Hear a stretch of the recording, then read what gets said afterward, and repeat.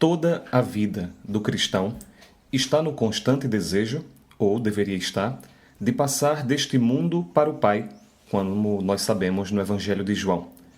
O foco das nossas vidas deve ser esse aproximar-se de Deus, através de Jesus.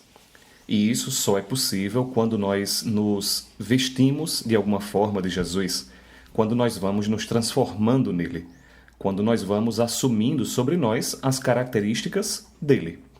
Mas como isso é possível? Em primeiro lugar, é importante a gente lembrar que isso só se faz através dos dias, dos anos. Ninguém se torna santo em uma semana, a não ser através de uma graça muito específica, o que pode acontecer, claro, mas certamente não vai acontecer com a maioria de nós. Porém, a santidade para nós, a maior parte das pessoas, é uma construção que começa hoje, agora, mas ela vai se aperfeiçoando com o tempo. O segundo ponto, ele se refere aos meios. Deus, que conhece o nosso coração humano, suscita, através dos carismas, maneiras específicas de chegar até ele. Nós sabemos, por exemplo, que os passos para os membros da comunidade dos viventes são uma ferramenta fundamental. Hoje, porém, nós vamos tratar de alguns pontos que geralmente nós deixamos um pouco de lado, mas que são virtudes e ferramentas importantíssimas para a vida espiritual e humana que devem se encontrar. O primeiro ponto, então, é viver dentro. Um pressuposto é uma antecipação daquilo a que nós queremos chegar. Certamente, o pressuposto da vida espiritual é viver dentro. Eu me explico. Para alguém chegar um dia a possuir Deus na eternidade, esse alguém precisa, hoje, agora, viver possuindo Deus. Ou seja, para chegar lá, é preciso já estar aqui. Se eu quero Deus no paraíso, eu preciso correr em busca de Deus dentro de mim, porque Ele está realmente dentro de mim. Isso é importantíssimo. Jesus deixou muito claro, o reino de Deus está dentro de vós. Claro, nós vivemos de dois movimentos na vida espiritual, um interno e o outro externo. É preciso buscar Deus dentro para amá-lo fora.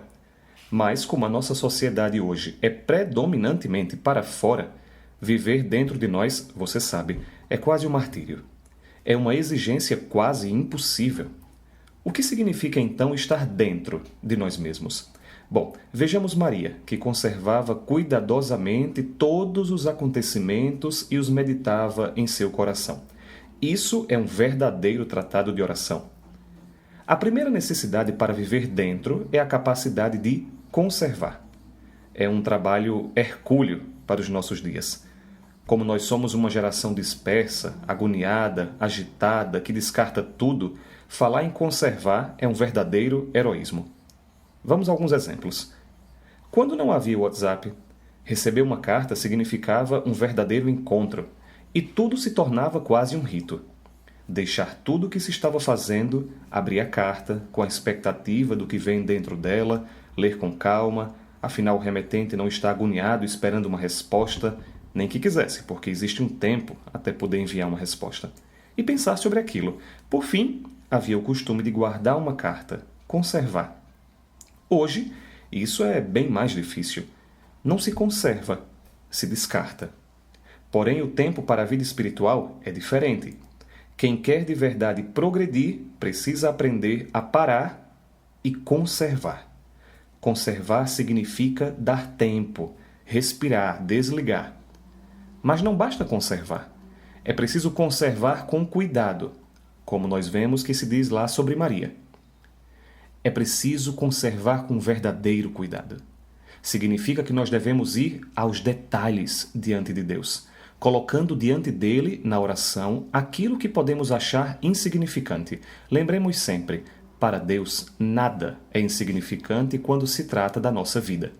Ele cuida de nós nos detalhes e, por isso, quer saber o que nós pensamos e sentimos sobre cada coisa. Só assim ele pode nos ajudar a entender o que fazer diante de cada situação. Por isso, todos os acontecimentos são importantes. Sejam as nossas virtudes ou os nossos pecados, sejam os nossos aparentes sucessos ou fracassos. Quando nós vamos rezar, devemos levantar diante dele todos os pontos da nossa vida, especialmente, repito, especialmente aqueles que nos angustiam, tiram a nossa paz. Seria um absurdo esconder-se de Deus, como fizeram Adão e Eva, para não nos mostrarmos nus, exatamente como somos. E ainda está lá sobre Maria. E os meditava. É preciso meditar, ruminar, degustar os nossos pensamentos. Mas não se trata de uma meditação centrada em mim mesmo. A meditação cristã não é um exercício da minha mente. A meditação cristã é refletir sobre todas as coisas fazendo dialogar duas vozes, a minha e a de Deus.